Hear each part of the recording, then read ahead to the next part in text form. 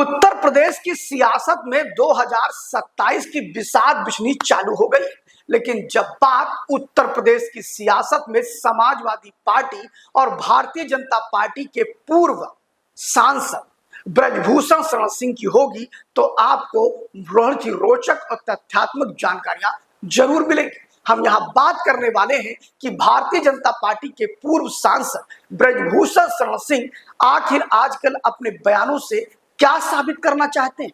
क्या वो कोई संदेश दे रहे हैं या वो कुछ नए तरह के चक्रव्यूह की रचना कर रहे हैं, भाजपा के पक्ष में कर रहे हैं या भाजपा के विरोध में कर रहे हैं। ये सारी बातें हम आपको बताना चाहेंगे और हम ये भी विश्लेषण करेंगे कि आखिर अखिलेश के कसीदे क्यों पढ़े जा रहे हैं, क्या कारण है कि अब ब्रजभूषण शरण सिंह समाजवादी पार्टी के मुखिया की तारीफ पर तारीफ किए जा रहे हैं। नमस्कार, मैं शिव द्विवेदी, आप देख रहे हैं लाइव यूपी न्यूज 24। हम बात कर रहे हैं पूर्व सांसद ब्रजभूषण शरण सिंह। फिलहाल आपको बता दें, ब्रजभूषण सिंह सदैव चर्चा में बने रहते हैं। उनके बयानों को मीडिया तुरंत हाथों हाँक लेती है। वो बयान किसी पर भी दिए गए हों, उनके वो भी बयान थे कि मुख्यमंत्री को सलाह लेनी है तो हमसे ले। फिलहाल आपको बता दें कि ब्रजभूषण शरण सिंह इन दिनों फिर से एक बार सुर्खियों में आ गए जब उन्होंने ब्रजभूषण शरण सिंह ने एक बड़ा बयान दिया और अखिलेश यादव के जन्मदिन पर कहा कि अखिलेश यादव तो यदुवंशी क्षत्रिय है और हमारा उनका खून एक है।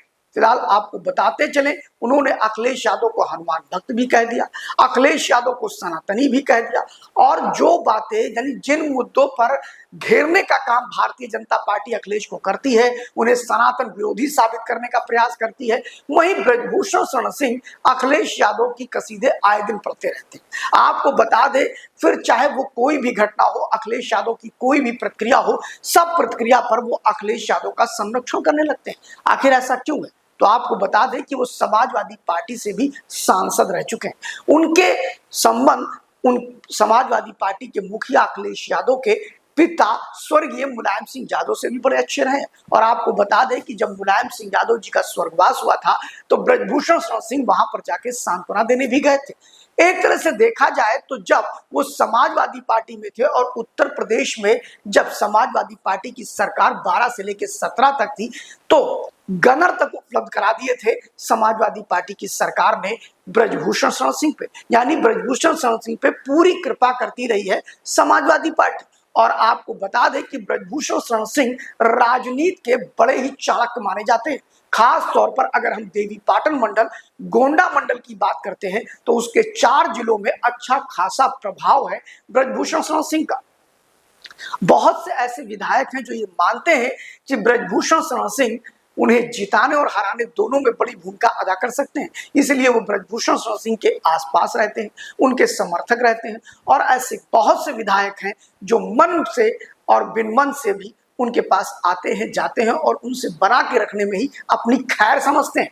ब्रजभूषण शरण सिंह का जो आजकल समाजवादी प्रेम उभरा है उससे तरह तरह की बातें शुरू हो गई। ऐसा माना जाता है कि ब्रजभूषण शरण सिंह समाजवादी पार्टी में रह चुके हैं, उन्हें उससे कोई परहेज नहीं है। और आने वाले 2027 में अगर ब्रजभूषण शरण सिंह को कोई बड़ी उपलब्धि मिलती है या समाजवादी पार्टी के नेता अखिलेश यादव कोई बड़ा आश्वासन देते हैं तो ब्रजभूषण शरण सिंह एक बार फिर से नई पारी की शुरुआत करेंगे राजनीति में समाजवादी पार्टी से, ऐसा सूत्रों का कहना है। फिलहाल अभी तक तो डंके की चोट पर जो मन में आता है वो बोलते हैं, कभी वो भाजपा के पक्ष में बोलते हैं, कभी भाजपा के विरोध में बोलते हैं। फिलहाल उनके बोलने को लेकर के भाजपा से जोड़ना गलत है, इसलिए गलत है क्योंकि वर्तमान समय में उन भारतीय जनता पार्टी के कोई भी जनता से जुड़े हुए पद का प्रतिनिधित्व नहीं करते हैं, यहां तक कि वो भारतीय जनता पार्टी में किसी सांगठनिक पद का भी निर्वाह नहीं करते हैं। तो ऐसे में वो पूरी तरह से स्वतंत्र है,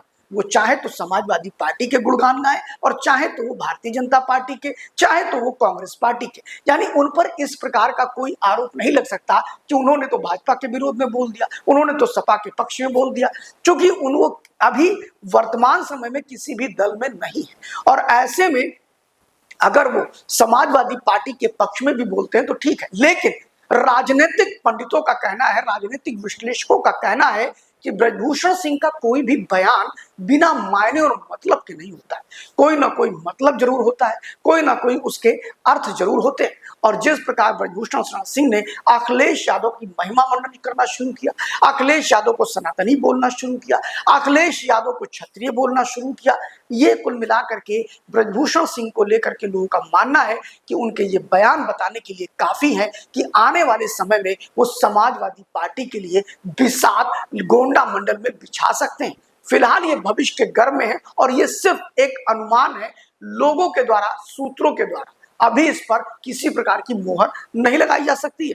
फिलहाल आपको बता दें कि 2024 के चुनाव से पहले भी ब्रजभूषण सिंह बलरामपुर के जिला पंचायत जो सभागार है उसमें भी उन्होंने समाजवाद की चर्चा करी थी। तब लोगों का मानना था कि 2024 में ब्रजभूषण शरण सिंह समाजवादी पार्टी से जा सकते हैं या चुनाव लड़ सकते हैं या अपने बेटे के लिए टिकट ले सकते हैं, ऐसी कयासें लगाई गई। लेकिन ये सारे कयास ध्वस्त हो गए 2024 के लोकसभा चुनाव में, जब उनके बेटे करण भूषण को भारतीय जनता पार्टी ने टिकट दे दिया और टिकट न मिलने पर मौन रह करके दिन रात मेहनत करके अपने बेटे को जिताने का काम ब्रजभूषण शरण सिंह ने किया। यानी कुल मिलाकर के उनके हर बयान का मतलब निकालना, हर बयान का कोई ना कोई निहितार्थ निकालना, ये तो राजनीति में चलता ही रहेगा, क्योंकि राजनीति में हर बयान की समीक्षा होती है। इस समय जिस प्रकार ब्रजभूषण सिंह अखिलेश यादव की तारीफ कर रहे हैं, उससे 2027 को लेकर के कुछ लोगों का मानना है कि खिचड़ी पकनी शुरू हो गई।